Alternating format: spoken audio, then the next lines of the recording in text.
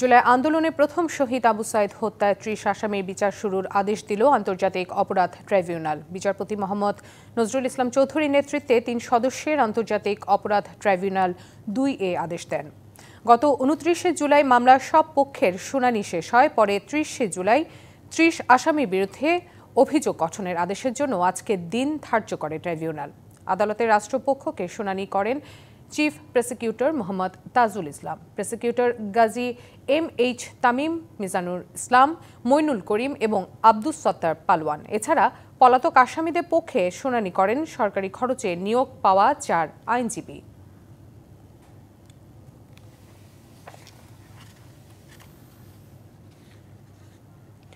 জুলাই আন্দোলনে প্রথম শহীদ আবু সাইদ হত্যায় ৩০ আসামির বিচার শুরুর আদেশ দিল আন্তর্জাতিক অপরাধ ট্রাইব্যুনাল। এ বিষয়ে জানাতে ট্রাইব্যুনাল থেকে যোগ দিচ্ছেন সহকর্মী Kamrul Hasan.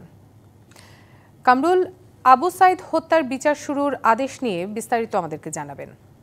Colour expert, George sap এবং মাইল্ড অন হ্যান্ডস টেকনোলজি সমৃদ্ধ অরিক্স ক্রিস্টাল ওয়াশ আপনার আজকে কিন্তু আন্তর্জাতিক অপরাধ ট্রাইব্যুনাল ২-এ আপনার রংপুরে যে বেগম রোকেয়া বিশ্ববিদ্যালয়ের শিক্ষার্থী আবু সাইদ হত্যা মামলার ৩০ আসামির আবেদন কিন্তু আজ এখানকার হাইকোর্ট বেঞ্চ খারিজ করে দিয়েছেন এবং ইতিমধ্যেই কিন্তু বিচার কাজ শুরু করার নির্দেশ দিয়েছেন এখানকার যে গঠিত বেঞ্চ। পাশাপাশি আজকে এই আন্তর্জাতিক অপরাধ ট্রাইব্যুনালের ২টি মামলার বিচার কাজ চলছে। এর মধ্যে ট্রাইব্যুনাল ২-এ আবু সাইদ হত্যা মামলার যে শুনানি সেটি আমরা কিছুক্ষণ আগেই জানতে পেরেছি, শুনানির সবশেষ। আর আন্তর্জাতিক অপরাধ ট্রাইব্যুনাল ১-এ সাবেক প্রধানমন্ত্রী শেখ হাসিনার যে মামলা, সেই মামলার সাক্ষ্য গ্রহণ চলছে এবং এই মামলায় ইতিমধ্যেই ট্রাইব্যুনাল কোর্ট বসেছে এবং সেখানে কিন্তু শুনানি চলছে। আমরা যতটুকু জানতে পেরেছি এই মামলায় ৩ জনকে আসামি করা হয়েছিল,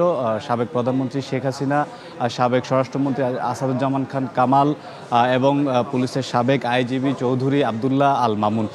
আজকে সকাল 10টার দিকেই সাবেক আইজিপি চৌধুরী আবদুল্লাহ আল মামুনকে কিন্তু এই ট্রাইব্যুনালে হাজির করা হয়েছে এবং এখানে আমরা যতখানি জানতে পেরেছি ইতিমধ্যেই কিন্তু শুনানি কার্যক্রম শুরু হয়েছে এবং এখানে একটু জানাতে চাই এই মামলায় সাক্ষী দিচ্ছেন সাবেক এই মামলায় সাক্ষী দিচ্ছেন আর এনটিভির রংপুরের একজন প্রতিনিধি এবং বেগম রোকেয়া বিশ্ববিদ্যালয়ের সাবেক শিক্ষার্থী মুরমু নামে একজন শিক্ষার্থী আছেন এবং তিনিও কিন্তু এখানে সাক্ষী দিচ্ছেন। তো এই ছিল আসলে আমার কাছে ট্রাইব্যুনাল থেকে সবশেষ তথ্য।